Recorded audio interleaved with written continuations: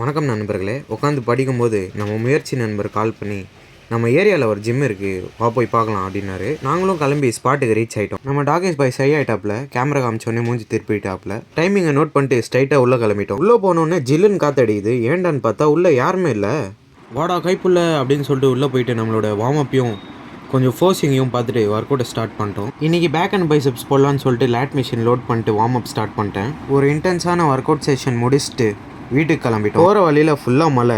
சரி, இந்த மலைக்கு எதமாக ஒரு காஃபியை போட்டுருவோன்ட்டு நடுவுலேயே ஸ்டாப்பிங் போட்டு கிளைமேட்டுக்கு எதமாக காஃபி குடிக்கலான்னு பார்த்தா சைடில் தாத்தா குடிச்சு முடிச்சுட்டு வீட்டுக்கு போகும்போது சைடில் ZX6 அது பார்த்துட்டே வீட்டுக்கிட்ட வந்துட்டோம். கீழே நின்று பேசிகிட்டு இருக்கும்போது தான் தலைவன் ஒரு ஷாக்கு கொடுக்குறான்.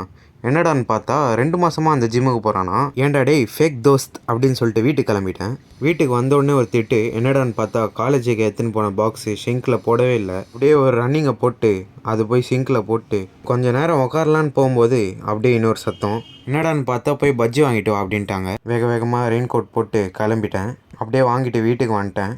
வீட்டுக்கு வந்து இந்த விலாகையும் கத்தம் பண்ணிட்டேன். By guys.